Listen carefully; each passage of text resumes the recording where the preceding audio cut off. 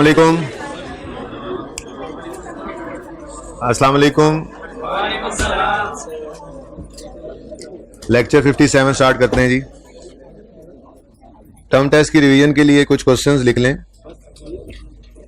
Revision हो जाएगी ज़रा। कोई और क्वेश्चन अगर मुझे मजीद ऐड करना पड़ा तो फिर मैं वो कल करवा दूंगा, परसों टेस्ट होना है, ठीक है। पास पेपर 1, 4, 6, 9, 11, 12 IS 16 में और क्वेश्चन बैंक 4, 6, 7 IS 36 के सारे लेक्चर्स जिस तरतीब से हमने किए थे, जो क्वेश्चंस किए थे उनमें छोटे छोटे क्वेश्चंस थे, वो उसी तरतीब से कर लीजिएगा, बहुत फ़ायदा होगा उसी से, ठीक है।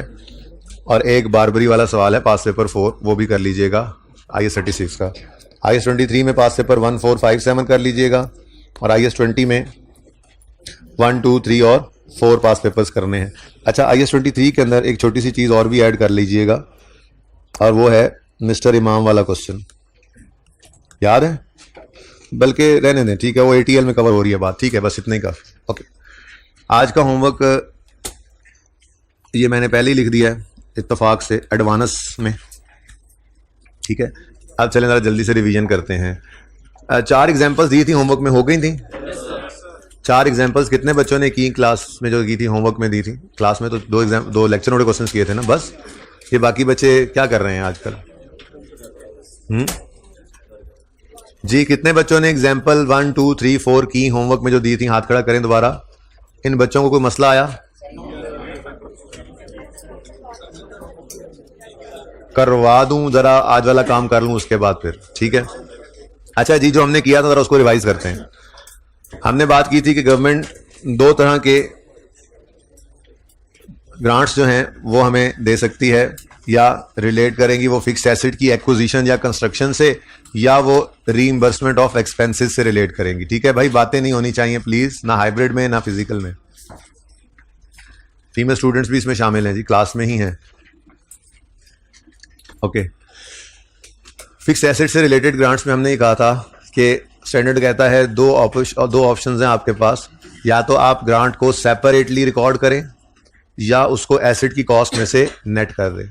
अच्छा, स्टैंडर्ड ने ना इसको यूं नाम दिया हुआ है कि जो सेपरेटली ग्रांट रिकॉर्ड करते हैं उसको कहता है डायरेक्ट मेथड, और जो एसेट की कॉस्ट में से नेट कर देते हैं उसको कहता है इनडायरेक्ट मेथड। उसकी वजह पता है क्या? उसकी वजह यह है कि जब हम डेफर्ड ग्रांट को अलग से रिकॉर्ड करते हैं तो फिर हम अलग एक्सपेंस और अलग ग्रांट इनकम रिकॉर्ड कर रहे होते हैं प्रॉफिट एंड लॉस के अंदर। लेकिन जब हम गवर्नमेंट ग्रांट को एसेट की कॉस्ट में से नेट कर देते हैं तो हम डायरेक्टली ग्रांट इनकम को रिकॉर्ड नहीं कर रहे होते, बल्कि इनडायरेक्टली कर रहे होते हैं इनकम को रिकॉर्ड, क्योंकि इनकम तो रिकॉर्ड ही नहीं करते। दरअसल हम क्या कर रहे होते हैं, जब एसेट की कॉस्ट में से नेट करते हैं तो एसेट कम हो जाता है और डेप्रिसिएशन एक्सपेंस कम हो जाता है। तो बेसिकली इनकम रिकॉर्ड करने की बजाय एक्सपेंस कम हुआ पड़ा होता है। हमने सवाल किया था ना, ठीक है, उसमें डेप्रिसिएशन एक्सपेंस अलग आ रहा था और ग्रांट इनकम अलग आ रही थी जब हमने अलग रखा था डेफर्ड ग्रांट को, ठीक है। लेकिन जब एसेट की कॉस्ट में नेट कर दिया था तो ग्रांट इनकम नाम की चीज ही नहीं आ रही थी और एक्सपेंस क्या हो गया था? कम हो गया था। तो ग्रांट इनकम डायरेक्टली रिकॉर्ड नहीं कर रहे थे, इनडायरेक्टली कर रहे थे। कैसे? एक्सपेंस को कम करके, एक तरह से, ठीक है ना। इसलिए स्टैंडर्ड ने इसको डायरेक्ट मेथड कहा हुआ है रिकॉर्ड ग्रांट सेपरेटली को, और इनडायरेक्ट मेथड किसको कहा हुआ है। लेकिन पर्चे के अंदर वो ये डायरेक्ट और इनडायरेक्ट का नाम इस्तेमाल नहीं करता, बल्कि पर्चे के अंदर वो इस तरह की बात लिखेगा। जैसे आपका आज का सवाल है ना होमवर्क में, सबसे हैवी सवाल है मेरे हिसाब से, बहुत मजे का सवाल है। Following function pertains to non current assets of Bunny Year Limited. Land दिया गवर्नमेंट ने, फिर फैक्ट्री बिल्डिंग आई। अब इसमें देखो IS 20, IS 16, IS 23 मिक्सचर्स हैं, ठीक है। तो ये सवाल आपको होमवर्क में दे रहा हूँ, पहले टर्म टेस्ट में देने लगा, मैं कहा छोड़ो यार ये क्लास में करते हैं, ठीक है ना। टर्म टेस्ट के अंदर कोई और होगा सवाल, जाहिर है, ठीक है। अच्छा, तो सुने आपको अकाउंटिंग पॉलिसी बताया करेगा कैसे, जैसे Bell uses cost model for measurement of PPE, ये हर सवाल में बताया होता है उसने, जो PPE का सवाल आता है। ऐसे ही ये गवर्नमेंट ग्रांट का सवाल आया, all government grants are recorded as deferred income in liability and a part of it is transfer to income each year. तो इस तरह से बताता है, ना कि वो इसको डायरेक्ट मेथड कहे, ठीक है ना। लेकिन बताना बहरहाल आपको जरूरी है कि अगर आपने रिकॉर्ड करनी है डेफर्ड ग्रांट सेपरेटली, ठीक है, तो फिर उसको स्टैंडर्ड ने नाम दिया हुआ है डायरेक्ट। क्या मतलब? डायरेक्टली इनकम रिकॉर्ड हो रही होती है, प्रॉफिट एंड लॉस के फेस पे इनकम नजर आ रही होती है, ग्रांट इनकम नाम की एक इनकम नजर आ रही होती है। जबकि जब आप डिडक्ट कर देते हैं उसको कॉस्ट ऑफ एसेट में से, तो फिर वो डायरेक्टली तो इनकम रिकॉर्ड नहीं कर रहे, फिर आप तो फिर छुपाकर ही इनकम रिकॉर्ड कर रहे हैं कि क्या कर रहे हैं आप, एक्सपेंस को कम कर लिया आपने एक तरह से, एसेट कम किया, उस वजह से डेप्ट एक्सपेंस कम हो गया, इनकम फेस पे नजर नहीं आ रही लेकिन रिकॉर्ड तो हो रही है। कैसे रिकॉर्ड हो रही है? एक्सपेंस कम होने की वजह से, ठीक है ना। तो इसलिए इसको क्या कहा स्टैंडर्ड ने? इनडायरेक्ट। ओके, अच्छा ले जी, ट्रीटमेंट क्या था ये मैंने लिखा था आपके लिए, फिर मिटाया, फिर लिख लेते, मतलब अभी ऐसे करेंगे तो वो सामने आ जाएगा। क्या था जी? रिलेटेड टू फिक्स एसेट, अगर गवर्नमेंट ग्रांट्स हैं तो रिकॉर्ड करो ग्रांट सेपरेटली। उसमें हम कहते थे जी डेफर्ड ग्रांट यानी लाइबिलिटी रिकॉर्ड करो और उसको एमोर्टाइज करके, एमोर्टाइज करने का मतलब क्या होता है कि लाइबिलिटी का इनकम में जाना, एमोर्टाइज क्या होता है, ठीक है, उसको एमोर्टाइज करो ऑन द सेम बेसिस जैसे रिलेटेड एसेट डेप्रिशिएट हो रहा है, ठीक है। तो ये वाली बात हमने देखी थी जी। रिकॉर्ड ग्रांट सेपरेटली में क्या करना है? Record grant as deferred income, as deferred income मतलब लायबिलिटी, ठीक है। और एमोर्टाइज यानी transfer to profit and loss as income, amortise on the same, amortise क्या चीज? वो ऊपर वाली लायबिलिटी की बात हो रही है ना। एमोर्टाइज the deferred grant on the same basis age related asset is depreciated, ठीक हो गया। और दूसरे ऑप्शन में क्या करते थे हम एसेट की कॉस्ट में से डेफर ये ग्रांट को नेट कर लेते थे और नेट रिड्यूस्ड एसेट को क्या करते थे? Depreciate over its useful life, ठीक है। तो दूसरा ऑप्शन क्या है जी? Deduct grant from cost of asset और करते थे और डेप्रिशिएट करते थे एसेट को, नेट ऑफ ग्रांट जो एसेट बचता था उसको over useful life of asset, ठीक है जी। यही किया था हमने। ये हमने एक क्वेश्चन 1 किया था पेज 459 पे, ठीक है।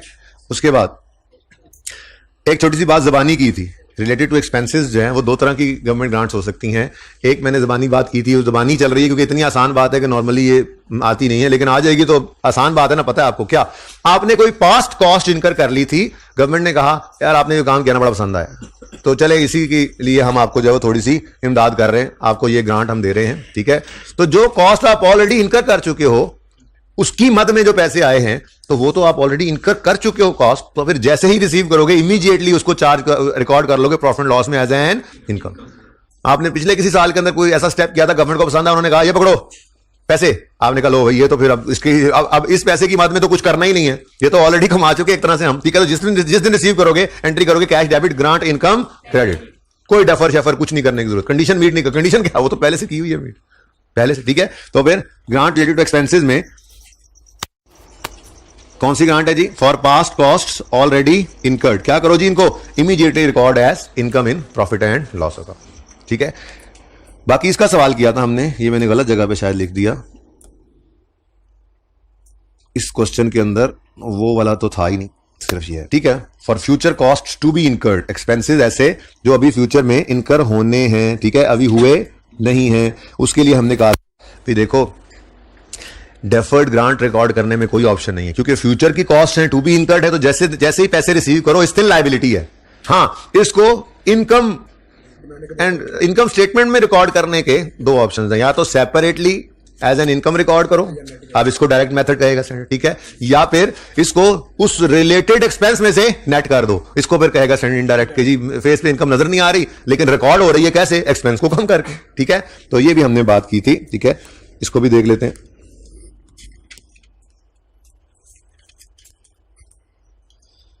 ये सारा ही पढ़ लेते हैं, फिर अगर आपने इसकी पिक्ट्यूरे लेनी हो बेशक ले लीजिएगा, ठीक है। ये सिर्फ समरी है, कोई नई चीज नहीं है जो हमने पढ़ा हुआ है जी। For future costs to be incurred क्या किया? Present grant income separately in profit and loss, balance sheet की बात ही नहीं कर रहा मैं, क्यों? क्योंकि देखो पहला point, record grant as deferred grant यानी liability, record grant as deferred grant यानी लायबिलिटी, इसमें कोई ऑप्शन नहीं था। हाँ, अगला ऑप्शन है क्या? Amortise transfer to profit and loss as income on proportionate basis, और दूसरे केस में एमोर्टाइज यानी transfer to profit and loss as income नहीं, एज डिडक्शन ऑफ एक्सपेंस, लेकिन है वही ऑन प्रोपोर्शनेट बेसिस। भाई ठीक है, तो ये कुछ समरी सी थी जो हमने, अच्छा तकरीबन स्टैंडर्ड तो आज खत्म ही हो जाना है, ठीक है। आप देख रहे हैं पास पेपर का एक शदीद तरीन हैवी सवाल आपको होमवर्क में दे रहा हूं, माना कि वो 50-60% ही आपसे होगा, लेकिन ये थोड़ी बात है, बाकी तो वैसे ही मुश्किल चीज समझ नहीं आती क्लास के अंदर क्योंकि मिक्सिंग वगैरह भी हुई पड़ी है, ठीक है ना। तो है ही छोटा स्टैंडर्ड, क्या कर सकते हैं। लेकिन इस पे कल का दिन लगाएंगे हम। एक तो वो बेल वाला सवाल डिस्कस करेंगे, उसके बाद छोटी मोटी जो थ्योरेटिकल बातें हैं वो करते हुए इसको कंक्लूड करेंगे, फिर IAS 40 की तरफ जाएंगे। वैसे ज्यादा पसंद ICAP को IAS 20 है। गवर्नमेंट ग्रांट 40 भी टेस्ट करता है, लेकिन जिस लेवल पे इसकी टेस्टिंग कर रहा है अभी तक IAS 40 किया नहीं है, तो हो सकता है इस दफा जरा ध्यान उस तरफ बट जाए उसका, इट मे हैपन। लेकिन है वो भी इसी तरह से दो एक दिन का है, तीसरा दिन हम एडिशनल लगा लेते हैं।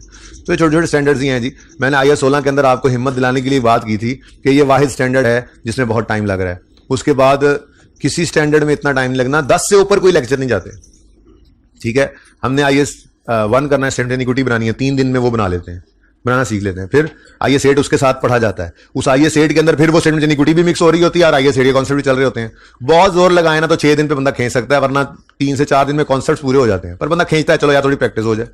फिर ऐसी नॉन प्रॉफिट ऑर्गेनाइजेशन है, वो 6 से 7 दिन का टॉपिक है, बंदा खींच के उसको 8-9 दिन कर लेता है कि यार चलो जरा बच्चों को तसल्ली कर ले, ठीक है।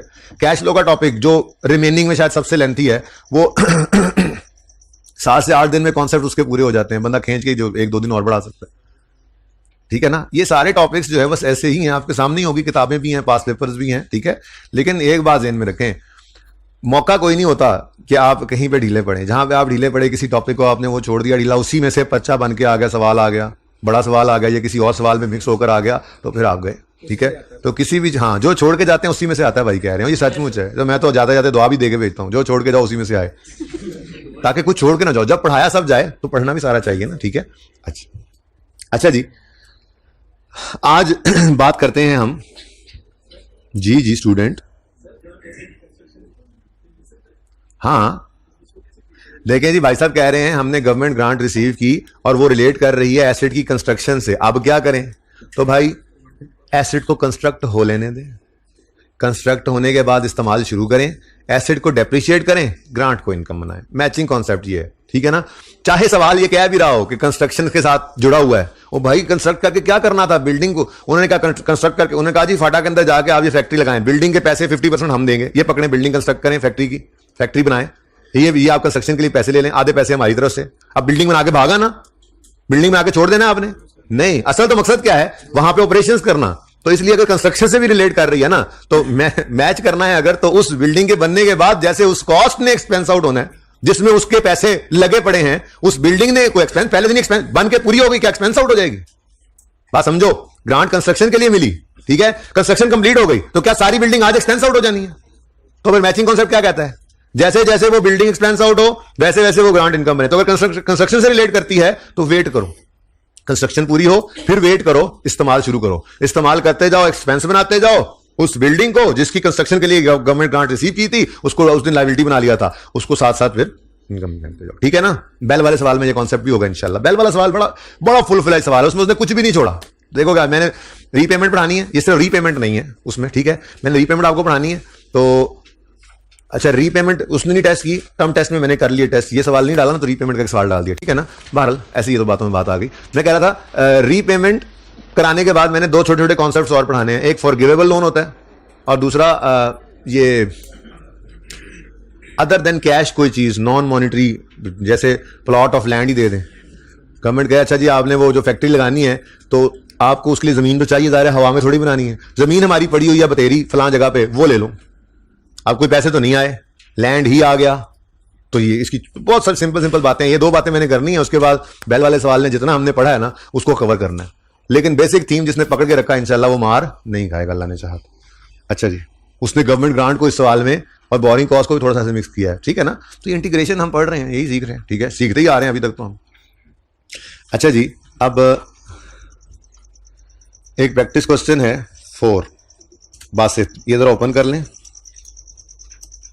इसको जरा पढ़ना शुरू करें। मैं जरा फॉर्मेट सिर्फ रख लूं, बाकी चीजें मिटा लूं। 4 जी, पेज नंबर 223 है जी।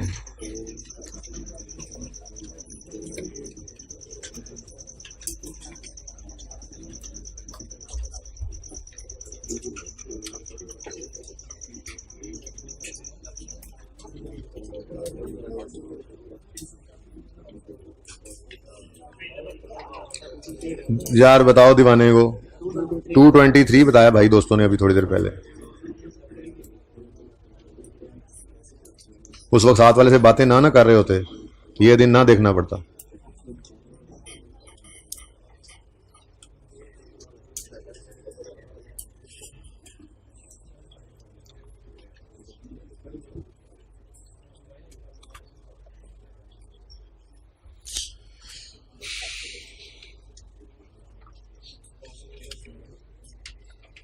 अच्छा जी, ये पार्ट बोर्ड के उस तरफ और बी पार्ट मैं यहां पे सॉल्व करूंगा। पढ़ते हैं सवाल।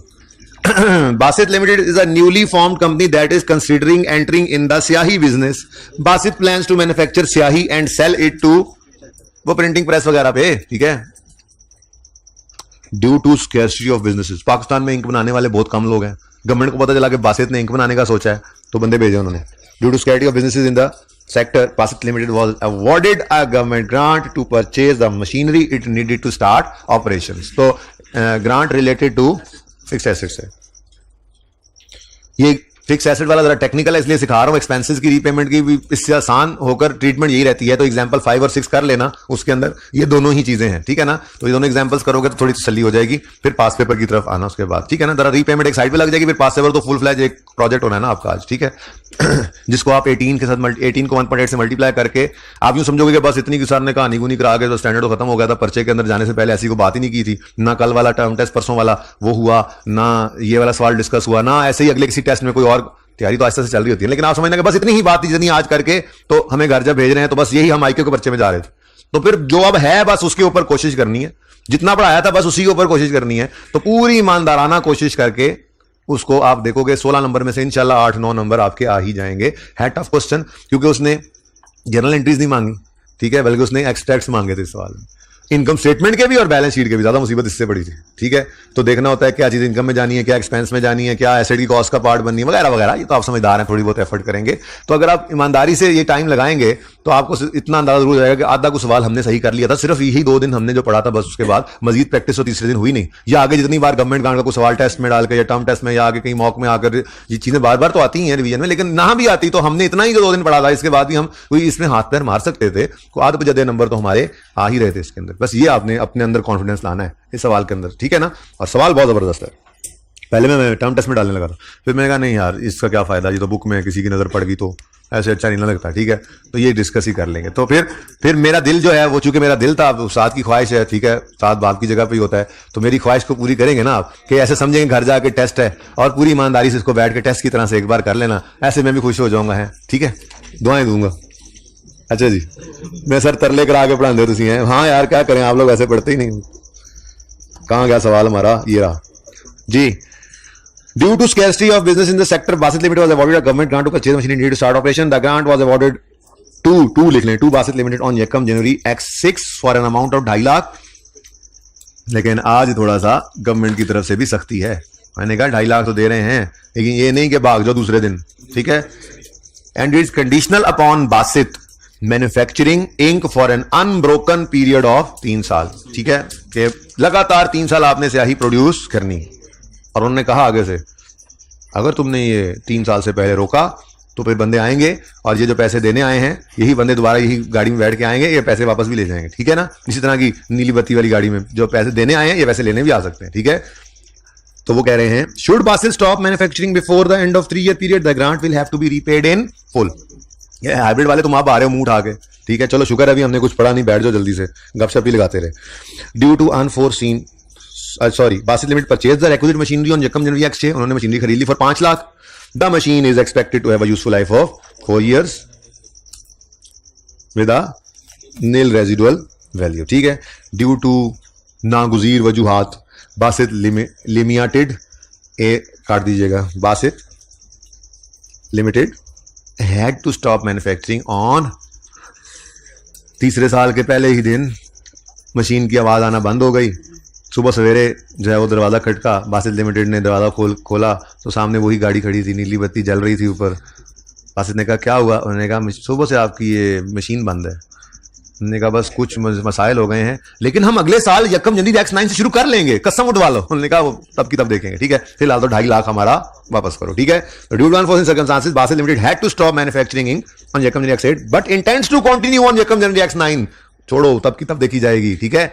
अब रीपेमेंट करनी पड़ेगी। ठीक है, ये एक छोटा सा कॉन्सेप्ट है बहुत आसान, सुकून से करते हैं। ये छोटा सा एक सवाल करना है, जल्दी कौन सी है हमें। ठीक है, एंड पे दो छोटे छोटे कॉन्सेप्ट लेके फिर बेल को आप पूरा जोर लगा के आएंगे तो फिर मैं भी इंशाल्लाह कल के लेक्चर में उस पर पूरा जोर लगाऊंगा, और बची खुची थेरी भी फिर इंशाल्लाह हम कल कोशिश करेंगे कर लेंगे। नहीं तो नहीं होगी तो फिर परसों IS40 के साथ साथ वो भी चलता रहेगा, आपको पता है, थोड़ी 2-4 डेफिनेशन जो रहती होंगी कर लेंगे। ठीक है, अच्छा वैसे तो आप पास पेपर चारों होमवर्क में कर सकते हैं आज की क्लास के बाद, लेकिन ज्यादा बोझ न डालें खुद पे, आज 4 कर लें और कल जो मैंने रिवीजन प्लान कर रखे हैं ना, तो फिर वो रिवीजन प्लान के हिसाब से आपने वो उस वक्त उनको जो है वो कर लेना। ठीक है, show journal entries for the year 31 December x 6 7 8 9 using the direct method. आगे लिख दिया गया, ना भी लिखें तो हमें पता है। डायरेक्ट मेथड मतलब क्या है, डेफर्ड इनकम रिकॉर्ड करो और फिर इनकम अलग से नजर आए, प्रॉफिट एंड लॉस। और इनडायरेक्ट मेथड क्या है जी, डिडक्ट कर दो एसिड की कॉस्ट में से, रिकॉर्ड तो करो लेकिन फेस पे नजर ना आए, इनडायरेक्टली एक्सपेंस को कम करके। ठीक है, तो जनरल एंट्रीज शुरू करते हैं। मेरे ख्याल में तो 6 और 7 की एंट्रीज तो आप 1 मिनट में नहीं, आधे मिनट में कर लेंगे, जल्दी करें। 6 और 7 में तो रीपेमेंट नहीं है ना, 8 के पहले दिन रीपेमेंट हो रही है, तो 6 और 7 की एंट्रीज तो करो। पहले ए पार्ट में डेफर्ड इनकम रिकॉर्ड करना, शाबाश।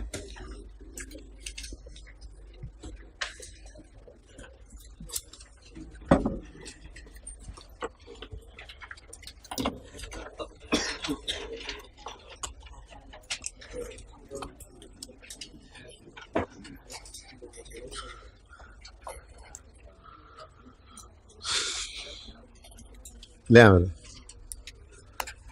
पार्ट ए कर रहा हूं जी मैं, और यहां पे for the year ended 31 December x 6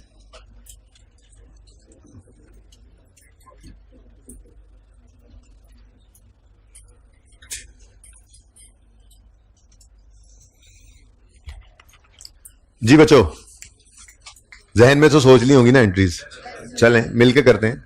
यकम जनवरी x 6 पे कैश डेबिट डेफर्ड ग्रांट, ऐसे लिख लूं, आपकी इजाजत है। डेफर्ड ग्रांट यानी लाया, डेफर्ड ग्रांट है ना, डेफर्ड इनकम मींस अभी इनकम रिकॉर्ड नहीं की, डेफर कर दी है, एडवांस, डेफर्ड अनअर्न्ड लायबिलिटी होती है। ठीक है ना, तो डेफर्ड ग्रांट क्रेडिट कितने से जी, जी पहले हम ग्रांट को सेपरेटली रिकॉर्ड कर रहे हैं, पता नहीं वो कौन सा मेथड होता है। ठीक है जी, कैश डेबिट ए पार्ट कर रहे हैं ना जी, कैश डेबिट डेफर्ड ग्रांट। अच्छा, मैंने तो दोनों मेथड्स में पहले डेफर्ड ग्रांट रिकॉर्ड करवाई है। हालांकि क्लास के बाद कल बच्चा मेरे पास आया था, कहने लगा सर ये जो आपने 3 एंट्रीज की थी दूसरे मेथड में, cash debit deferred grant credit, फिर एसिड डेबिट कैश क्रेडिट, फिर deferred grant debit acid credit, तो ये तो नेट में भी एंट्री हो सकती थी, बिल्कुल हो सकती थी, लेकिन मैं फिर भी 3 ही करूंगा। ठीक है, आपको समझ आ रही है, अच्छी बात है। जो डायरेक्ट करना चाहें तो डायरेक्ट कर सकते हैं, कोई मसला नहीं, नेट में कर ले। ठीक है जी, फिलहाल तो बहरहाल पहली एंट्री यही होनी है, cash debit deferred grant credit 250 से करूँ, 1000 में सवाल कर रहा हूं मैं। उसके बाद जी यकम जनवरी x 6 पर ही एसिड का नाम क्या है, मशीनरी डेबिट कैश क्रेडिट 500 से,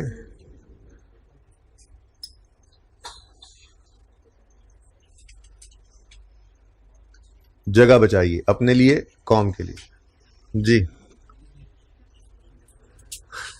नेक्स्ट, अब डेप्रिशिएट करेंगे एसिड ग्रांट को, हमने सेपरेट ही रखना है, और ये लायबिलिटी डेफर्ड ग्रांट को एमोर्टाइज करके इनकम बनाएंगे। ठीक है, ये मैंने क्यों छोड़ी लाइनें, आप छोड़ें इसको, आपको इससे क्या। ठीक है, आप तो लगातार ही एंट्रीज करते हैं। ठीक है, पे आधार पे जी 31 दिसंबर x 6 पर डेप्रीसिएशन एक्सपेंस डेबिट और एक्यूमुलेटेड डेप्रीसिएशन क्रेडिट होगा। एसिड की लाइफ सवाल में 4 साल थी, कल से अलग अलग बैठना है आप दोनों ने। ठीक है बेटा, नहीं तो ना बैठा करें क्लास में जी। डेप्रीसिएशन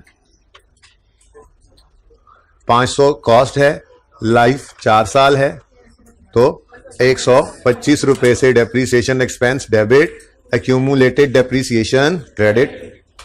ठीक है जी, और उसके बाद अपनी लायबिलिटी को भी थोड़ा सा पिघलाकर इनकम बना लें। तो 31 दिसंबर x 6 पर बोले entry, deferred grant debit grant income credit 500 नहीं 500 250 डिवाइडेड बाय सेम बेसिस 62.5 से ये एंट्री पास कर लिया आपने।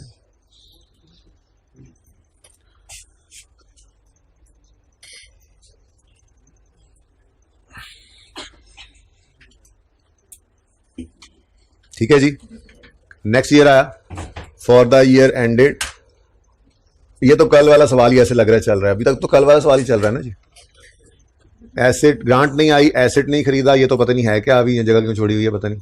ठीक है, 31 दिसंबर एक्स 7 पर depreciation expense debit, accumulated depreciation credit 125 से।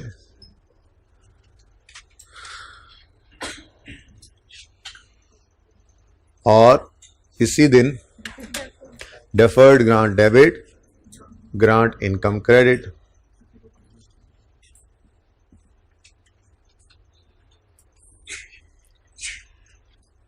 $62.5।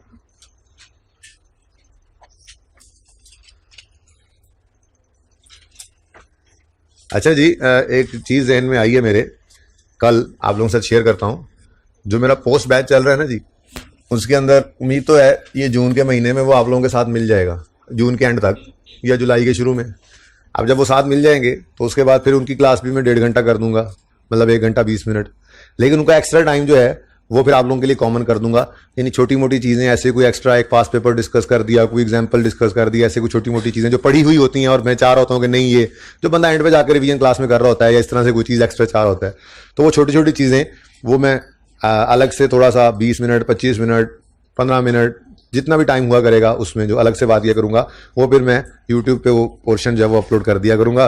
तो आप लोग भी उसको, क्योंकि उसका ये तो होगा नहीं कि डिपेंडेंस है कि जी वो लेंगे तो आपका लेक्चर चलेगा, तो एडिशनल एक काम हुआ करेगा। जब हुआ करेगा तो मैं आपको अगले दिन बता दिया करूंगा, उस दिन में आप उसको किसी वक्त अपनी कन्वीनियंस से सुन लिया करेंगे। मेरे जहन में एक बात चल रही थी, मैं भी ऐसा कर सकूं, मैं भी ना कर सकूं, लेकिन अगर ऐसा हो गया वो जून के एंड में जुलाई के शुरू में यानी ईद से पहले पहले वो मिल गए, तो आखिरी के 15-20 दिन ये एक अच्छा टाइम आपको टूट टूट कर मिलता रहेगा, जिसमें एक तो चीज़ें भी आपकी रिवाइज हो रही होंगी, जिसमें ये फलां टॉपिक में ये चीज़ चलो रहती थी, चलो आज वो टॉपिक ही रिवाइज हो रहा था, 15-20 मिनट में एक बात हो जाती है। तो कहीं पे MCQs है वो डिस्कस नहीं हुए थे, चलो जी वो MCQs आज डिस्कस कर लेते हैं। वो फलां क्वेश्चन अच्छा था, एक वो है गया था, फलां कॉन्सेप्ट नहीं पड़ा था, चलो ये छोटा सा कॉन्सेप्ट देकर वो कॉन्सेप्ट, इस तरह की बातें फिर जो है वो एंड पे को 20-25 दिन शायद चलें जुलाई के महीने में। ठीक है, तो उसके लिए मेरे ख्याल में आप लोगों को एतराज़ होना नहीं चाहिए, हो भी तो भाई मैं अर्ज कर रहा हूँ कैसे करना है, मशवरा नहीं ले रहा आप लोगों से। ठीक है, अच्छा, अल्लाह करे ऐसा हो जाएगी, मुझे लग रहा है इससे बहुत वैल्यू ऐड होगी। ठीक है, ओके जी, बातों में आपको उलझाया और अब आप वो सोच रहे हैं और मैं ये वाला काम कर दूंगा। ये चेक करें फनकारियां उस्ताद हैं। हाँ जी, पहली एंट्री होगी, दूसरी, लेकिन 1 जनवरी 160 है, दरवाजे पे दस्तक हो चुकी है, नीली बत्ती बाहर से ही नजर आ रही है दीवार के ऊपर से, दिल डरता डरता जा रहा है और दरवाजा खोलते हैं तो वही हो रहा है जिसका आपको डर था। मशीन रात को बंद कर दी थी, वो 12 के बाद मशीन बंद पड़ी थी, तो 9 बजे तक उन्होंने सुना वही मशीन नहीं चल रही, तो वो आ गए। मैंने कहा भाई क्या इरादा है? मैंने कहा यार बस क्या बताऊँ आपको, कुछ ना गुजरी कुछ जो है वो बस मैं नहीं शेयर, कोई पर्सनल मसाइल है जी, कुछ नहीं चला सकते हम। उन्होंने कहा ठीक है मसाइल तुम्हारे हैं, डायलॉग में वापस कर दो। ठीक है, अब देखना जरा ये एंट्री, पूरे ध्यान से देखना ये एंट्री। 1 जनवरी 160 पे, साल के पहले ही दिन आपका हाथ जेब में जाएगा और उसमें से 2.5 लाख रुपया निकलेगा या फिर चेकबुक निकलेगी, जो भी होगा। जाहिर है वो आए हैं तो पैसे तो लेके जाएंगे। ठीक है, तो आपके कैश या बैंक को क्या करना पड़ेगा आज? क्रेडिट। कितने से जी? पूरे 2,50,000 से जी। ठीक है, अच्छा, अब स्टैंडर्ड कहता है कि ये जो कैश क्रेडिट किया, ठीक है, इसके अगेंस्ट स्टैंडर्ड लिखा ऐसे हुआ है, डेबिट कर दो any unamortised balance of deferred grant. क्या मतलब? जो ग्रांट पड़ी आज तो रीपेमेंट वापस कर दी है ना, तो जो बैलेंस डेफर्ड ग्रांट का बचा पड़ा है वो डेबिट करो। देखना पड़ेगा बैलेंस कितना बचा पड़ा है। तो हमने 250 की एक लायबिलिटी रिकॉर्ड की थी, 62.5 और 62.5 125 रुपए की ये लायबिलिटी डेबिट होकर खत्म हो गई थी। और अच्छा, इसके लिए ना एक छोटी सी वर्किंग, अब पिछली क्लास में तो ये ख्याल नहीं आया, चलो आपसे बात कर लेता हूँ, कल उनको फिर आती बता दूंगा। एक जहन बात आ गई कि आप ऐसा छोटा सा काम कर सकते हैं कि आप यहां पर एक वर्किंग करें कि जी 250 क्रेडिट में से आपने माइनस कर दिया 62.5 को, तो क्या बच गया? 187.5 क्रेडिट। इसलिए लिख लो कि बैलेंस शीट तो बनाने की, लेजर बनाने की जरूरत तो ना पड़े ना। अगर इससे अगले दिन ये रीपेमेंट हो जाए तो हमें पता हो कितना बैलेंस पड़ा होगा। ठीक है, ये काम कर लिया करो, मुश्किल बात तो नहीं लगी। ठीक है। अच्छा, अगले पीरियड में आप आते हो तो आप कहते हो 187.5 क्रेडिट में पड़ा था, ठीक है। आपने फिर मजीद माइनस किया इसमें से 62.5, तो 125 का क्रेडिट आपका बचा पड़ा, ठीक है ना। ये अगर कर लेंगे तो ठीक है, नहीं करेंगे तो जुबानी भी हमने कर ही लिया था भी 125, ठीक है, जैसे आपकी मर्जी, जैसे कंफर्टेबल हो, ठीक है। तो 125 रुपए डेफर्ड लायबिलिटी में बैलेंस पड़ा हुआ है, उसको क्या कर दो, डेबिट। वही नाम लिखे ना, डेफ ग्रांट 125, और बैलेंसिंग फिगर को आप आज एक एक्सपेंस के तौर पर रिकॉर्ड कर लो, उसका नाम है, गवर्नमेंट ने जो नाराजगी शो की, ठीक है ना, 4 feet expense, grant 4 feet expense, ठीक है जी, ग्रांट 4 फीट एक्सपेंस, या कोई और नाम दे दो मुनासिब सा प्रॉफिट एंड लॉस में, लेकिन ये बैलेंसिंग फिगर आपने निकाली है, ठीक है ना। तो 125 ये बैलेंसिंग, ऐसे मैंने बैलेंसिंग लिखने के लिए थोड़ी सी, ठीक है। बैलेंसिंग कहां फेंक दो, प्रॉफिट एंड लॉस में, ये आपका एक्सपेंस हो गया। अब जरा गौर फरमाएं, अगर तो आपने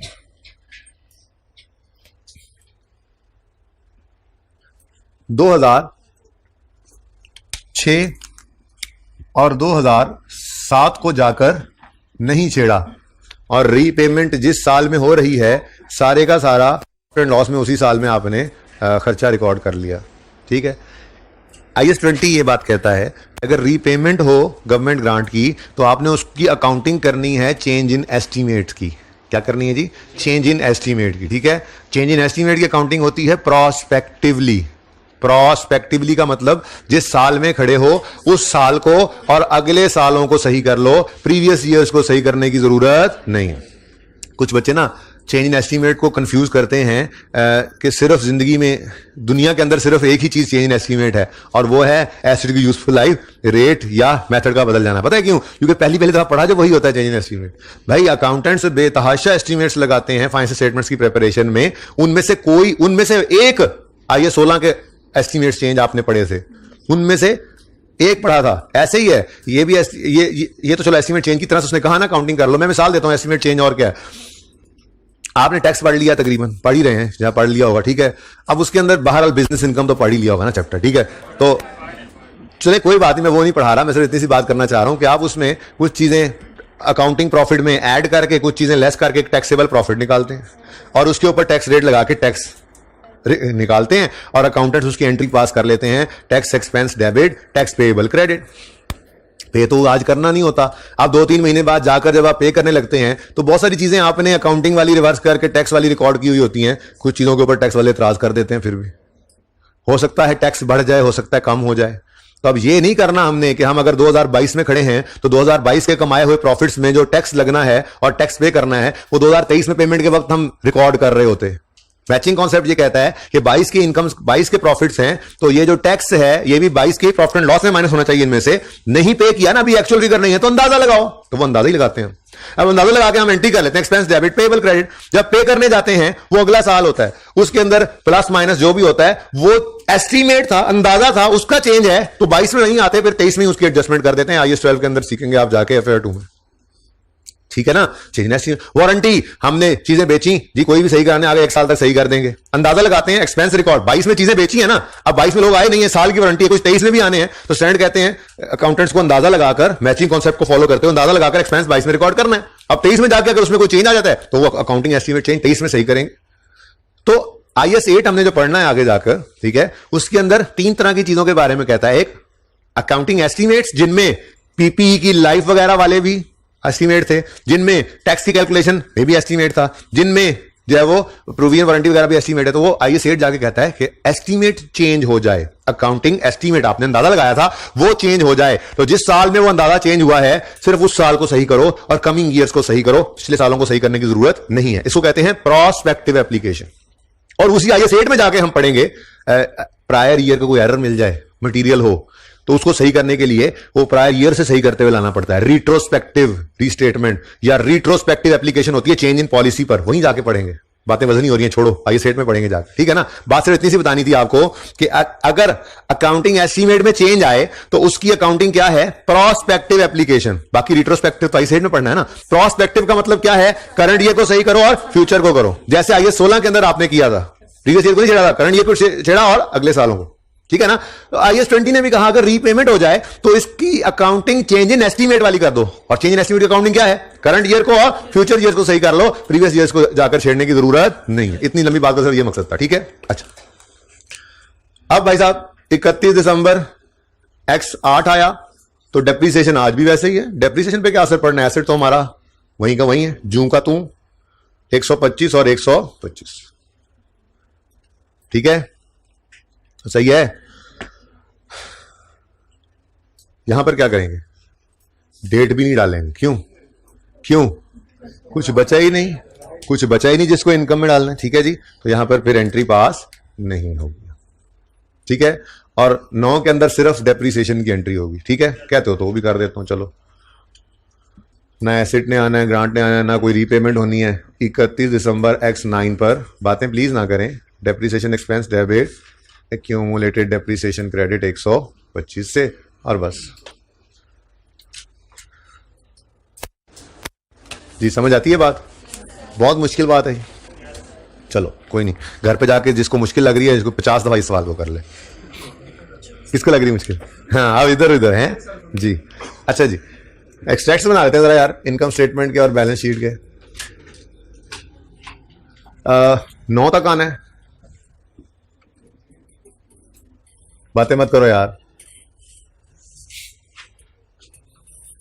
चलो 9, 8, 7, 6 डेप्रीसिएशन एक्सपेंस हर साल बराबर बराबर है, स्ट्रेट लाइन मेथड था। 125-25, ठीक है। और एक एडिशनल चीज आ गई 2008 वाले साल में, 125 की फोरफीट एक्सपेंस। एक ये पता नहीं कहां से आ गया एक्सपेंस 2008 में 125 का, ये भी एक्सपेंस। हाँ, प्रॉफिट एंड लॉस के अंदर ये एक्सपेंस हर साल जाता रहा है, तो पहले 2 साल ये इनकम भी जाती रही है, ठीक है। चुप रहा करें यार जी। तो ग्रांट इनकम अदर इनकम में जो नजर आ रही होगी वो है 62.5 और 62। अब ये गौर करें ना, 62 और 62 125 की इनकम पिछले 2 साल में की थी, तीसरे साल में पैसे ही वापस ले लिए सारे गवर्नमेंट ने। अब जो 2 साल के अंदर जो इनकम रिकॉर्ड की थी, वो पिछले 2 साल को जाके छेड़ने की जरूरत नहीं है, बस तीसरे साल के अंदर वो एक्सपेंस रिकॉर्ड कर लिया। ये चेंज इन एस्टीमेट, ठीक है। चेंज इन एस्टीमेट की अकाउंटिंग के अगले सालों में अब इनकम रिकॉर्ड ना करो, सिर्फ इस साल जिस साल में गड़बड़ हुई है, पिछले सालों को भी कुछ मत कहो, साल में उसका इंपैक्ट डाल दो, ठीक है, सही है। बैलेंस शीट, हाँ, तो फ्यूचर ईयर में बेटा क्या करें? कुछ बचा नहीं ना। फ्यूचर ईयर को छेड़ने का मतलब ये था कि अगर फिक्स एसेट का अंदाजा बदलता था तो फिर डेप्शन अगले सालों में बदल जाती थी ना। तो ये फिक्स एसेट का अंदाजा ही ना बदला, मतलब मैंने ये कहा प्रोस्पेक्टिव का मतलब ये पिछले सालों को नहीं छेड़ना, करंट को और फ्यूचर को छेड़ना। अब करंट को छेड़ा, फ्यूचर में कुछ बचा ही नहीं ना छेड़ने के लिए, ठीक है। ये ले, ठीक, ये ले, कुछ है नहीं, ठीक है। अच्छा जी, बैलेंस शीट में नॉन करंट एसेट्स में मशीनरी है, कहो तो इसकी वर्किंग करूं? सिंपल है, जबानी सुन लो। 500 से एसेट डेबिट कैश क्रेडिट हुआ था, साल के एंड पे डेप्शन एक्सपेंस डेबिट एसेट क्रेडिट 125 से होगा, तो 500 माइनस 125 375। फिर अगले साल 375 में से 125 माइनस हुआ 250, फिर 125 माइनस हुआ और फिर नील। इसकी वर्किंग करनी है, सिंपल है। नॉन करंट लायबिलिटीज में करंट नॉन करंट की बाइफरकेशन मैंने कहा था हो सकती है, लेकिन आईकैप नहीं कर रहा, तो सुकून में रहो, जिंदगी सुकून में ही रखो, ठीक है। नॉन करंट लायबिलिटीज में डेफर्ड ग्रांट आई थी, ये 250 की ग्रांट, साल के एंड पे 62.5 जो है। वैसे तो हमने ये छोटा सा काम जो कर लिया है ना, ये वैसे ही हमें हेल्प कर जाएगा। पहले साल के एंड पे 187 तो वो वर्किंग में दोबारा क्यों करूं? दूसरे साल के एंड पे ये 125 पड़ा था और तीसरे साल के पहले ही दिन ये 125 उड़ा के रख दिया हमने, ठीक है ना। डेफर्ड ग्रांट डेबिट कर दिया, ठीक है। तो फिर ये खत्म ही होगी, ठीक है जी जी। तो वो भी देख लेंगे यार, फिलहाल तो पूरे ही ले लिए। आधे वापस करेंगे तो फिर एंट्री इसी तरतीब से कर लेना, मार नहीं खाओगे। कैश क्रेडिट करके जो अनअमोर्टाइज्ड बैलेंस पड़ा है वो डेबिट कर लेना, फिर देखना बैलेंसिंग किस तरह लेकिन देखेंगे किसी सवाल में कर लेंगे। तो कोई अब इस टर्म टेस्ट में तो अब मुझे ये बात देख लेता हूँ, सवाल बदला भी जा सकता है, मैं देख लेता हूँ, ठीक है भाई की बरकत से। अच्छा जी सुने, दूसरा ऑप्शन है कि आपने एसेट की कॉस्ट में से नेट किया था गवर्नमेंट ग्रांट को। तो ये मैंने ना थोड़ा सा बस फॉर्मेट छोड़ दिया पिछली क्लास वाला, एंट्रीज कर लेते हैं जी। 1 जनवरी को एसेट साहब आए, पहले ग्रांट आ गई, चलो जी ठीक है, कैश डेबिट और डेफर्ड ग्रांट क्रेडिट 250 से, फिर मशीनरी डेबिट और कैश क्रेडिट 500 से, और फिर इसको नेट कर दो मशीनरी की कॉस्ट में से, deferred grant debit machinery credit 250 से। तो ये बच्चा मुझे क्लास के बाद आके कह रहा था इस एंट्री के बारे में कि ये 3 एंट्रीज करने की बजाय आप एक एंट्री करें मशीनरी डेबिट कैश क्रेडिट 250 से। बिल्कुल ठीक है, कर लें, लेकिन मैं अलग ही करना चाहूंगा ताकि अच्छे से समझ जो आई हुई आई रहे समझ। ये लायबिलिटी बनी थी, ठीक है, और ये वो लायबिलिटी खत्म भी कर दी, डिस्चार्ज नहीं की, नेट कर दिया। एसेट 500 का था, 250 से कम होकर अभी भी 250 पे बचा हुआ है, ठीक है। अब ये रेंट पे आएंगे हम, तो हमने क्या करना है, depreciation expense debit accumulated depreciation credit करना है। अब एसेट ही कितना है, 250 का एसेट रिकॉर्ड ही नहीं किया, तो 62.5 से depreciation expense debit accumulated depreciation credit. कोई मसला? नेक्स्ट ईयर में पहली एंट्री, दूसरी, तीसरी, चौथी भी नहीं फिर? अच्छा ये कर लेते हैं, depreciation expense debit accumulated depreciation credit कितने से जी, 62.5 से। और मशीन को क्या हुआ तुम्हारी, हैं? बोलो बोलो, सवाल पूछो बेटा, पूछ लो, वैसे ना पूछा करो कुछ। अच्छा जी अब सुने वो सवाल, ये वो मेथड है जिसमें हम एसेट की कॉस्ट में से ग्रांट को डिडक्ट कर देते हैं। मैं बता तो दिया वैसे नाम, लेकिन मैं चाह रहा हूं कि आप इसी पे रहें तो बेहतर है, ठीक है ना। इसको रट्टा लगाना जरूरी है, लॉजिकली समझा तो दिया कि क्या वजह है, तो जब सोचना पड़े तो सोच लेना। फिलहाल हम इसमें एसेट की कॉस्ट में से नेट करते हैं ग्रांट को, बस ये जोन सा भी मेथड है, बता दिया वैसे। अच्छा जी, वो साल आ गया जिसका आपको कतन इंतजार नहीं था, आप चाहते थे कि ये कभी ना आए। पहली 3 एंट्रीज तो ना हुई, लेकिन नीली बत्ती, दरवाजा खटका, आ गए। हाँ भाई आ गए हैं, कैश तो आपकी जेब से गया, कैश या बैंक 250। अब कोई डेफर्ड ग्रांट है जिसको अनअमोर्टाइज को डेबिट करके हम बाकी एक्सपेंस में डालें? नहीं। अब ये बताओ कि हुआ क्या था जब ग्रांट आई थी, तो हमने एसेट को क्रेडिट किया था, कुछ भी इनकम नहीं डाला था भाई, ठीक है। अब वो जब ग्रांट के आने पर एसेट को क्रेडिट किया था, तो आज ग्रांट के जाने पर एसेट को वापस डेबिट करना पड़ेगा। मशीनरी को 250 से डेबिट कर दो, ठीक है। अच्छा अब अगली बात, ये देखते ही हमें पता लग गया कि ओए होए होए, एक 250 रुपए का एसेट, समझो यूं समझो, एक 250 का एसेट था जो रिकॉर्ड ही नहीं हुआ था समझो, और डेप्रीशिएट भी नहीं हुआ था। कितने साल डेप्रीशिएट नहीं हुआ था? 2 साल नहीं हुआ था। तो अब फिर इसको मजीद डेप्रीशिएट करना है, पिछले सालों को जाके छेड़ना नहीं। अगेन ऑप्शन है, ये तो ऑप्शन था ना पीछे अकाउंटिंग में, ऑप्शन था कि एसेट में से नेट कर लो या अलग रखो। तो रीपेमेंट की अकाउंटिंग वही है, एस्टीमेट चेंज वाली अकाउंटिंग करो। 6 और 7 को छेड़ने की जरूरत नहीं है, 8 में ही खड़े होकर आप आज अब एक जुगाड़ करेक्शन ऑफ एरर के टॉपिक के अंदर ये आपको फिक्स एसेट की रेक्टिफिकेशन सिखाऊंगा ना जब इंशाल्लाह, ठीक है। तो उसके अंदर भी ये जुगाड़ दोबारा बात करेंगे इसके ऊपर कि भाई देखो एसेट बढ़ रहा है तो डेप्रिसिएशन कम हो जाएगी। सोच के बताओ, एसेट के बढ़ने से डेप्रिसिएशन ने भी बढ़ना ही है। लॉन्ग कट क्या है, दिमाग में सोचो, मुश्किल एडजस्टमेंट ना, सोचना मुश्किल हो जाता है कि पिछले 2 साल में एसेट डेप्रिशिएट नहीं हुआ था क्योंकि रिकॉर्ड नहीं हुआ था, तो डेप्रिशिएट नहीं हुआ था, डेप्रिशिएट नहीं हुआ था तो आज डेप्रिशिएट करो, डेप्रिशिएट करना है तो एक्सपेंस डेबिट करो। आसान क्या है, एसेट बढ़ रहा है डेप्रिसिएशन भी बढ़ा दो। डेप्रिसिएशन बढ़ाने की entry depreciation expense debit accumulated depreciation credit, ठीक है जी। तो डेप्रिसिएशन एक्सपेंस डेबिट और एक्यूमुलेटेड डेप्रिसिएशन क्रेडिट।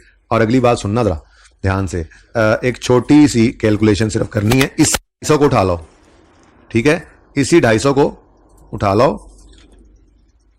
और इसको डेप्रिशिएट कर लो। आप कहोगे जी 250 समझो नहीं रिकॉर्ड हुआ था, तो आज उसकी डेप्रिसिएशन करनी है। लाइफ इसकी कितनी थी टोटल, ये 4 ही कर लो, मल्टीप्लाई कर दो इस सवाल में 2 से, ये 1.5 भी हो सकता है, ये 1.25 भी हो सकता है, ये 1.25 भी हो सकता है। जरूरी तो नहीं साल के पहले दिन या आखिरी दिन ही रीपेमेंट हो रही हो, ठीक है। अब मिसाल के तौर पे साल के दरमियान में ये रीपेमेंट हो रही हो, ठीक है, और पीछे 2 साल गुजर गए, तो हम फिर क्या करेंगे, हम 2.5 से मल्टीप्लाई कर देंगे, और ठीक है ना। सादा बात, date of repayment of government grant पे खड़े होकर आपने ये देखना है कि रीपेमेंट के दिन और उसके आने के दिन में कितना फासला है, बस उससे मल्टीप्लाई कर देना, इतना ही सिंपल है जी। नहीं बेटा, पिछले साल से रेक्टिफिकेशन का मतलब ये होता है कि 2006 का प्रॉफिट एंड लॉस अकाउंट खोलेंगे और उसके अंदर उस साल का एक्सपेंस 62.5 उधर रिकॉर्ड करेंगे, फिर 7 की फाइनेंस स्टेटमेंट्स ओपन करेंगे, 62.5 वहां पे जाकर रिकॉर्ड करेंगे। यानी पिछले साल के फिगर्स को छेड़ रहे होते हैं, ऐसा कुछ नहीं कर रहे हम पिछले 2 साल के एक्सपेंस को तीसरे साल के अंदर वहां पर बढ़ा कर रिकॉर्ड कर रहे हैं, ठीक है जी। 125 यही एक्सपेंस कम रिकॉर्ड हुआ था, आज ये पूरा हो गया, ठीक है। और अब एसेट को वापस 250 पे ले गए हो ना, अब चाहो तो आपकी मर्जी है, आपको जी वो पुराना 250 डिवाइड बाय 4 और ये नया 250 जो आ गया इसको रिमेनिंग लाइफ करके डिवाइड बाय 2 कर दो, तो वो फिर कहानी पता नहीं कहां पे जा रही है। आप सिंपल ये देखो कि जी एसेट जो है वो 500 पे वापस चला गया, ठीक है ना, क्योंकि पिछले 2 साल का इंपैक्ट तो आपने इस एंट्री में निकाल दिया। ये रकम जनवरी पे भी कभी कोई एंट्री हुई थी, कभी साल के पहले दिन भी डेफिनेशन की एंट्री हुई थी। दरअसल ये हमने प्रायर पीरियड्स प्रीवियस ईयर्स की डेप्रिसिएशन का इंपैक्ट निकाल दिया, ठीक है। अब नॉर्मल कर लो, आपको बस दिया वो तो एसेट वही था हमारा जो 500 का होता, ठीक है ना, 500 पे तो चला गया एसेट, तो 500 का होता तो 4 साल के हिसाब से 125 डेप्रिशिएट होता हुआ आ रहा होता, ठीक है ना। तो ये आपने 125 इस साल की सही डेप्रिसिएशन रिकॉर्ड कर ली, और वो जो ऊपर वाला 125 है वो पिछले 2 साल में जो कम डेप्रिसिएशन चार्ज हुई थी उसका इंपैक्ट आपने साल के पहले दिन खड़े होकर दे दिया, ठीक है। अगले साल में तो कख भी नहीं होना, हाँ डेप्रिशिएट तो होना है, depreciation expense debit, accumulated depreciation credit 125, ठीक है।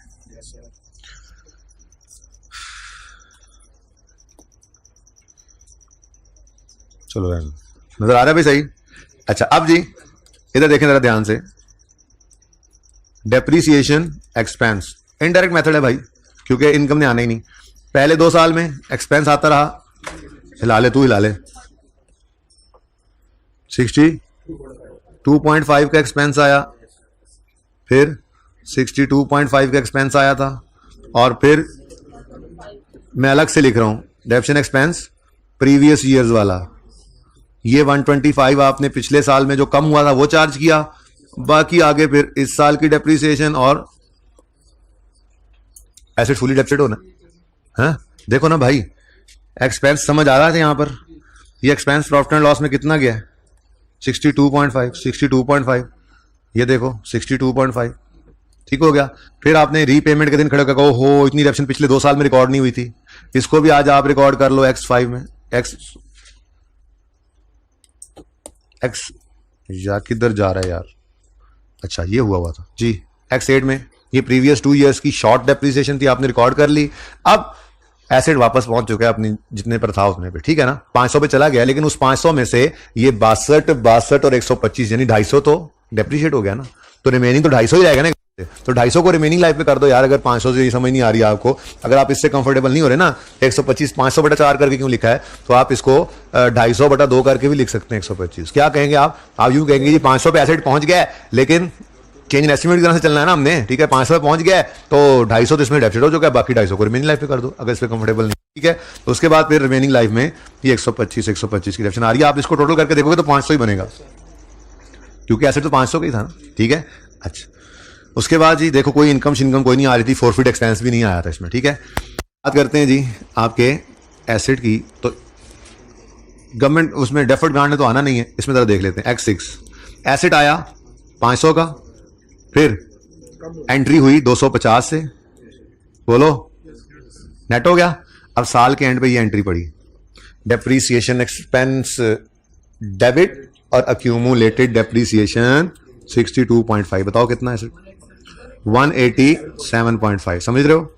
फिर X7 आया, X7 में अब 187.5 से मैंने कहा था चल पड़ा करो, फिर 62.5 की depreciation expense debit accumulated depreciation credit की एंट्री आ गई, 125 पे आया हुआ था, और फिर X8 आ रहा है जी। अब इसमें 125 पे पड़ा था, आज 250 से बढ़ाया, ये मशीनरी बढ़ गई, ठीक है, 250 से बढ़ाया और फिर इसी दिन 125 से कम भी करना पड़ा, डेप्रिसिएशन का इम्पैक्ट जो था, तो उसकी एंट्री ये पड़ी, डेप्रिसिएशन एक्सपेंस डेबिट और अक्यूमुलेटेड डेप्रिसिएशन क्रेडिट। तो ये देखो वापस कितने पर चला गया, फिर 250 पे चला गया। तो मैं ये कह रहा था कि 250 है और रिमेनिंग लाइफ इस दिन आप साल के एंड पे 2 साल इस दिन ही चेंज एस्टिमेट करना ले लोगे तो ठीक है, तो आप क्या कहोगे जी, ये 250 रह गया और रिमेनिंग लाइफ 2 साल है, तो इसको 2 साल पे डेबिट करना था, तो इसलिए फिर आपने 125 की एंट्री फिर की। 125 से depreciation expense debit accumulated credit, ये बच गया 125 और X9 पर 125 बचा पड़ा था और वो भी क्या हो गया, डेप्रिशिएट होकर ये एसेट फुल्ली डेप्रिशिएट।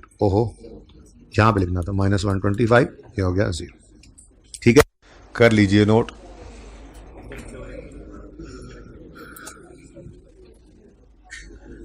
ये सबसे टेक्निकल चीज बच्चों को लगती है वैसे मेरे ख्याल से। हाँ बताओ क्या 2008 में, पता है 2008 में ये भी एंट्रीज भी हुई पड़ी हैं, उसमें काफी सारा भी है, यहाँ पे एक्सपेंस भी है, यहाँ क्या चीज 2008 में। अच्छा, बैलेंस शीट में ये फिगर समझा दें भाई। देखो 125 पर ये पड़ा हुआ था पिछले साल के एंड में, सॉरी 187 पर, हाँ नहीं 125 पर पड़ा हुआ था। अब साल, ये 8 का साल है, साल के पहले ही दिन 250 हमने ऐड किया क्योंकि रीपेमेंट हो गई। ये कितने पे पहुंच गया, यहां बताओ जरा, 375 पे। फिर इस दिन हमने कहा ओहो पिछले 2 साल में डेप्रिसिएशन शॉर्ट चार्ज हो गई थी 125 की, तो 125 से कम हो गया, आज ये कितने पे आ गया 250 पे। ये 250 ने अब रिमेनिंग लाइफ पे डेप्रिसिएट होना था, तो 25 से 125 2 साल पे डेप्रिसिएट हो गया, तो इस साल की डेप्रिसिएशन आई, ये एंट्री सामने हुई पड़ी। ठीक है,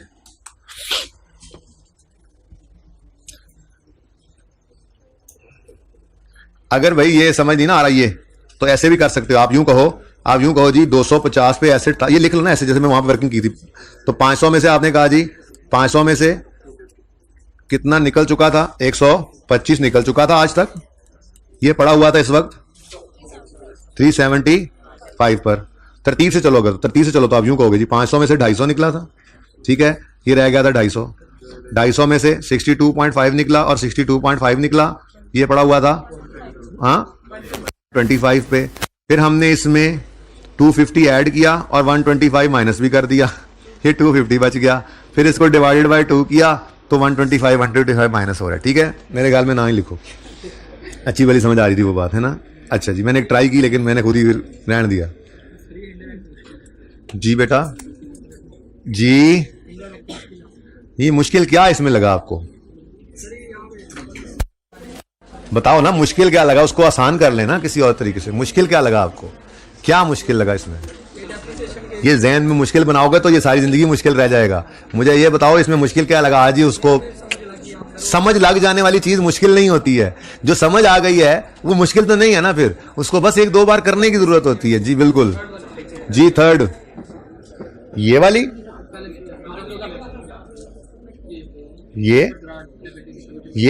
ये बेटा हमने कल ये बात की थी कि हमने लायबिलिटी रिकॉर्ड तो कर ली एक दफा, लेकिन एसेट खरीदार स्टैंडर्ड ने कहा था कि ऑप्शन है कि एसेट की कॉस्ट में से इसको नेट कर लो, तो हमने वो लायबिलिटी को डेबिट करके मशीनरी को क्रेडिट कर दिया। अब हमारी मशीनरी 500 की बजाय 250 पे नजर आ रही है। ठीक है, ठीक है जी। अच्छा जी, 2 कॉन्सेप्ट्स हैं, 5 से 7 मिनट में ही उनको डिस्कस करना है। पिछली क्लास में भी ऐसे ही किया है। अगर खामोश हो जाएंगे आप लोग तो वो 5 से 7 मिनट में इफेक्टिवली हो जाएंगे और क्लास के बाद डिस्कशन कर लीजिएगा। ठीक है, अगर खामोश नहीं होंगे तो फिर ज्यादा टाइम लगेगा।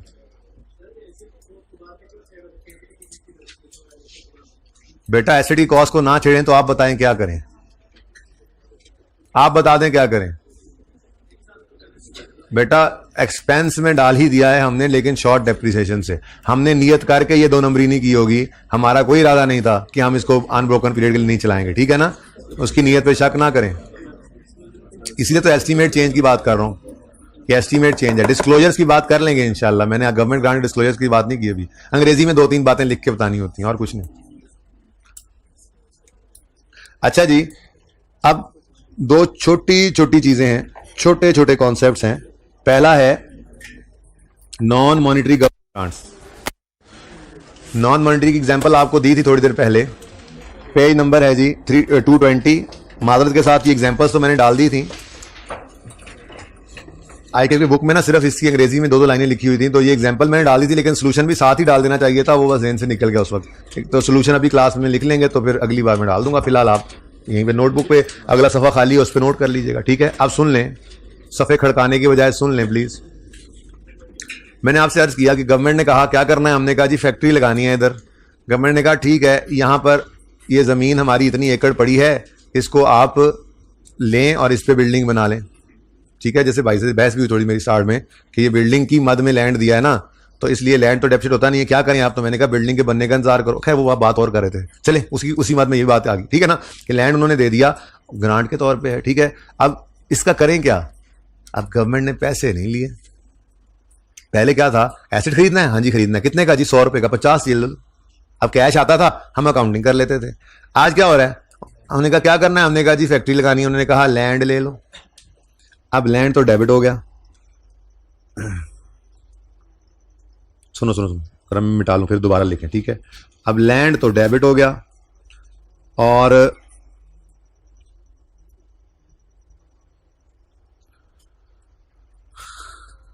गवर्नमेंट ने कोई पैसे नहीं लिए या ऐसे ही नॉमिनल से अमाउंट ले ली। 50 लाख की जमीन थी, गवर्नमेंट ने कहा 5,000 दे दो, बस एक चलान फॉर्म भर दो कि जमीन आपकी। तो स्टैंडर्ड ने कहा 50 लाख की जमीन है, 5,000 में मिल रही है, कोई बात नहीं, आप चाहो तो नॉमिनल वैल्यू पर ही उसे रिकॉर्ड कर दो। नॉमिनल वैल्यू वही 5,000 जो आपने दिया है। तो आपने एक एंट्री पास की, लैंड डेबिट, कैश क्रेडिट, और कोई जिक्र ही कोई नहीं कि आपको कोई ग्रांट मिली है। ठीक है, सिंपल। ठीक है, ये बात समझ आई है। नॉमिनल अमाउंट पे क्या, और भाई 50 लाख की जमीन है, 5,000 मिल रही है, तो 5,000 वो नॉमिनल अमाउंट जो आपने पे की है। ऐसे ही होता है, थोड़े से पैसे दे गवर्नमेंट ने तो चलो चलान भर दो, थोड़ी सी लीगल फीस थोड़ी सी होती है, चलान भर दो, चलो जी कागजी कार्रवाई होती है, वो चलान भर के जमा करा दें और ये जमीन आपको अलॉट हो जाएगी। थोड़े से पैसे दे दिए, तो गवर्नमेंट ने ये नॉमिनल अमाउंट ली, स्टैंडर्ड ने कहा इसी पर ही रिकॉर्ड कर दो लैंड, कोई मसला नहीं है, कर लो। ठीक है, दूसरा ऑप्शन स्टैंडर्ड ने क्या कहा, नहीं नहीं, अगर चाहो तो फेयर वैल्यू पे भी कर सकते हो। ठीक है, अब फेयर वैल्यू पे रिकॉर्ड करना है, तो फिर लैंड आपका है 50 लाख का। ठीक है, कैश आपने पे किया सिर्फ 5,000, तो बाकी कितना बनता है, बोलो बोलो।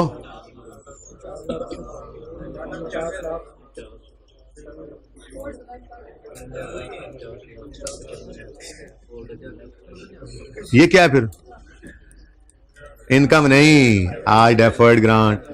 अब ये जिस एसेट के लिए, जिस काम के लिए मिला, नॉर्मली बिल्डिंग के लिए मिलते हैं। ठीक है, सवाल बताएगा जो बेसिस भी होंगी। ठीक है, बिल्डिंग इस पे कंस्ट्रक्ट होगी, जैसे जैसे वो बिल्डिंग डेप्रिशिएट होगी वैसे वैसे ये ग्रांट इनकम में जाती रहेगी। असल में यहां पे वो सोल्यूशन होगा जो आपकी एग्जांपल में, तो मैं वही लिख लेता हूं। ठीक है, वही लिख लेता हूं। चलो जरा एग्जांपल पढ़ो, अपनी एग्जांपल पढ़ो, छोटी सी एग्जांपल है जी, एग्जांपल पढ़ो जल्दी से, तब तक मैं ये जरा इसको मिटा लूं जी। जल्दी से एग्जांपल एंट्रीज करो, दोनों तरह से करो करो करो करो करो करो करो करो, खुद ही करो ये काम। बेल वाले सवाल में ये कॉन्सेप्ट सारे ही टेस्ट होने इंशाअल्लाह हैं, इतने इतने ही, हर दफा इतना इतना ही पढ़ाया जाता है इनको। तो ऐसे समझ लें बस आपके साथ जो है वो फ्रॉड हो गया, इतना ही पढ़ा के आपको बेल वाला सवाल पर्चे में आ गया। ठीक है ना जी बच्चों, नॉन मॉनिटरी ग्रांट्स में एग्जांपल 8 है, ऊपर वाली अंग्रेजी पढ़ लेना बाद में। गवर्नमेंट, ये होमवर्क है आपको, ऊपर वाली अंग्रेजी पढ़ना, 4 लाइनें। आई के अपने सिर्फ यही अंग्रेजी लिखी हुई थी, छोटी सी एग्जांपल डाल के आपको सिर्फ समझा रहा हूं मैं। Government granted entity and asset, we paid a nominal amount of 2,000, however fair value is 5,000। हाँ भाई, पहला ऑप्शन 2,000 से लैंड डेबिट और कैश क्रेडिट कर दो। ठीक है, बस 2,000 मिनट। दूसरा ऑप्शन, फेयर वैल्यू कितनी है, फेयर वैल्यू पे रिकॉर्ड करो इसको 50,000, कैश तो गया सिर्फ, बाकी 48,000 आपकी लायबिलिटी। आज ये आहिस्ता आहिस्ता जैसे जैसे भी एसेट डेप्रिशिएट हो वैसे वैसे इसको अमोर्टाइज करते हैं ना। अगला ट्रीटमेंट सेम ही है, सिर्फ ये वाली बात यहां पे डिफरेंट थी, गवर्नमेंट ने नॉन मॉनिटरी एसेट दे दिया, ऐसे नहीं कोई एसेट ही उठाकर दे दिया। तो दो वैल्यू पे रिकॉर्ड कर लो या फेयर वैल्यू पर रिकॉर्ड कर। लैंड डेप्रिशिएट नहीं होता, लैंड डेप्रिशिएट नहीं होता, कोई और बेसिस बताएगा, वरना नॉर्मली लैंड के ऊपर बिल्डिंग बनेगी तो उस बिल्डिंग की डेप्रिशिएशन के साथ साथ इसको कर लेंगे। सवाल तो करो कल वाला, ट्राई तो करो, फिर इंशाल्लाह we will discuss all these options. Okay, क्या हो सकता है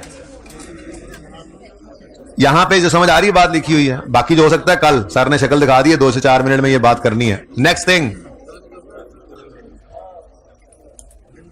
बेटा बातें मत करें, देर होने पर आपका ही नुकसान है, प्लीज बिल्कुल खामोश रहें, मैं सॉल्यूशंस की पिक्चर एंड पे दे दूंगा। Loans with market rate of interest, अगर इसकी अकाउंटिंग सीखनी हो तो IFRS 9 का नॉलेज होना बहुत जरूरी है। जो कि आप लोगों के पास नहीं है।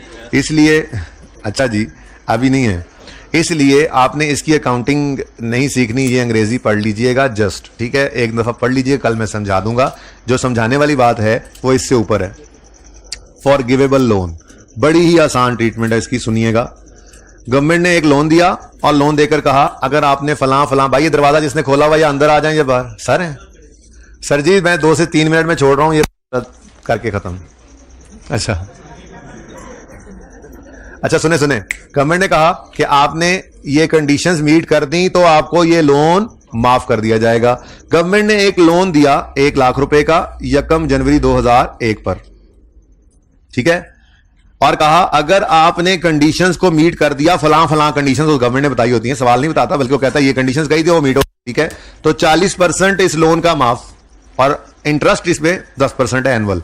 कहता है ऑप्शन ए में जनरल एंट्रीज पास करो अज्यूमिंग जिस दिन लोन आया उसी दिन फटाफट उन्होंने सारी कंडीशंस मीट कर दी, ठीक है। तो इसका मतलब 1 जनवरी X1 पर आपको कैश कितना आया 1 लाख, इसमें से लोन कितना है, लोन अब है 50,000 सॉरी कितना फॉरगिव कितना का 40, लोन कितना है 60,000, क्योंकि सारे का सारा आज ग्रांट इनकम, क्यों सारी कंडीशंस मीट हो गई। ये इसी तरह से ही है, इसके लिए कोई एसेट डेप्रिशिएट नहीं करना आपने। अब ये रेंट पे जाओगे आप तो अच्छा अलग अलग करना है, अलग अलग कर लो, मैं जगह ऐसे छोड़ी हुई है, अलग अलग ही कर लेते हैं। चलो 1 लाख, जरा step by step. 1 lakh loan आया और इसी दिन आपको रीपेमेंट मिल गई। सर सिर्फ 2 से 3 मिनट चाहिए होंगे बस सर, बड़ी गड़बड़ हो जाएगी सर, सिर्फ 2 से 3 मिनट, सिर्फ ये आखिरी बात है। लोन डेबिट सर 5 मिनट तो मुझे टेंशन दे के लेट करा देते हैं मैं हाँ वही तो कह रहा हूं, पिछले 5 मिनट से तो मुझे पढ़ाया नहीं जा रहा कि सर गणे आके मैं बात करता हूं सर जी। लोन डेबिट और ग्रांट इनकम क्रेडिट कितने से जी 40,000 से, जो फॉरगिव हो गया वो इनकम, ठीक है। और साल के एंड पे interest expense debit cash credit करते हुए आप कहोगे जी लोन ही कितना है 60,000, कितना परसेंट है 10%, पूरा साल ही है 60,000 लोन, लाख पहले ही दिन, बाकी तो लोन फॉरगिव हो गया था, माफ कर दिया तो उन्होंने, तो 6,000 रुपए, ठीक है।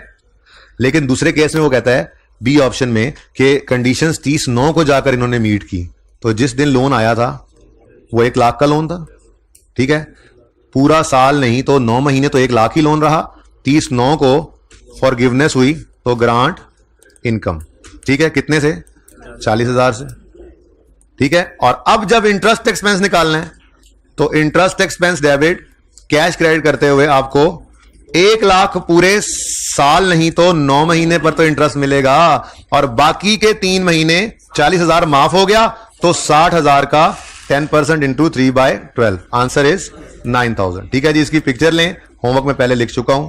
अल्लाह हाफिज।